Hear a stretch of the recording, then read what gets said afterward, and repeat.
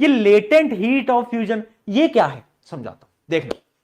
बड़ा ही प्यारा कॉन्सेप्ट है और बड़ा इंटरेस्टिंग है। ये देखे तेरी बर्फ है, ये मैंने एक बर्फ ली थी, है ना, बर्फ थी, ये थी -10 डिग्री पे, -10 डिग्री पे, ठीक है। मैंने इसको बाहर रख दिया। जब मैंने इसको बाहर रखा तो हीट आती गई, हीट आती गई, और इसका जो टेम्परेचर है, बर्फ का टेम्परेचर हो गया 0 डिग्री सेल्सियस। जैसे इसका टेम्परेचर 0 डिग्री होगा, अब ये बर्फ पिघलने लगेगी। अब ये बर्फ पिघली और थोड़ी देर बाद ये बर्फ जो है वो पानी में बदल जाएगी। और ये जो पानी है ना, शॉकिंग बात बता रहा हूं, ये जो पानी है ना, इसका टेम्परेचर पता कितना होगा, गैस करो, 0 डिग्री सेल्सियस। मतलब बर्फ पानी में बदल गई पर टेम्परेचर चेंज नहीं हुआ।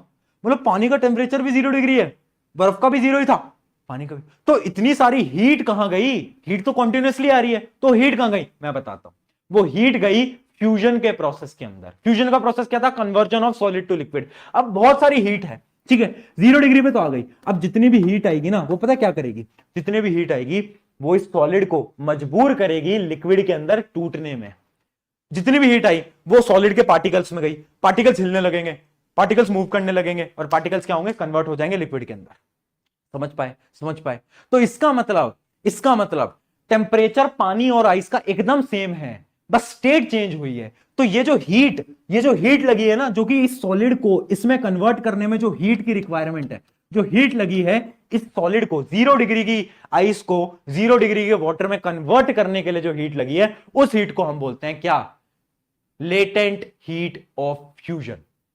एक ऐसी हीट जो कि स्टेट चेंज करने में काम आ रही है, सॉलिड से लिक्विड बनाने में काम आ रही है, ठीक है। अब अगर मैं इसको और गर्म करता रहूंगा तो इस पानी का जो टेम्परेचर है अब वो इंक्रीज हो जाएगा। अब पानी का टेम्परेचर मान लो हो गया 100 डिग्री सेल्सियस। बेटा अभी सारी डेफिनेशन पढ़वाऊंगा, अभी समझो।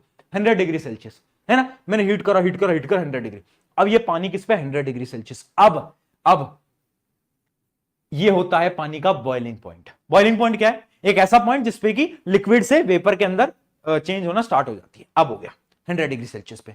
अब भी हम हीट करे जा रहे हैं। अभी जितना भी पानी है ना, ये जितना भी पानी है, ये सारे वेपर्स के फॉर्म में हवा में उड़ने लगेगा। बट शॉकिंग बात बताऊं, ये जो वेपर होंगे ना, इनका टेम्परेचर भी भैया 100 डिग्री सेल्सियस ही होगा, 100 डिग्री होगा। तो तुम बोलोगे भैया इतनी सारी हीट दी, वो हीट कहां गई, स्टेट चेंज करने में, लिक्विड से गैस की स्टेट चेंज करने में जो एनर्जी गई, जो हीट गई, उसकी वजह से टेम्परेचर रिमेन्स सेम। और इस हीट को हम बोलते हैं latent heat of vaporisation. Latent heat of vaporisation. क्या कॉन्सेप्ट क्लियर है?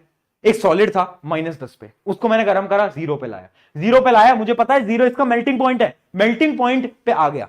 अब जब तक ये पूरी जो अपनी आइस है वो कहां पर, वो अपने लिक्विड में कन्वर्ट नहीं हो जाती, तब तक टेम्परेचर 0 डिग्री ही रहेगा। क्यों रहेगा, क्योंकि सारी हीट कहां गई, लेटेंट हीट ऑफ फ्यूजन के अंदर हीट गई। उसके बाद मैंने गर्म करा, 100 डिग्री पे आ गया। अब 100 डिग्री का पानी वेपर में कन्वर्ट हुआ। अब इस वेपर का टेम्परेचर भी 100 डिग्री है।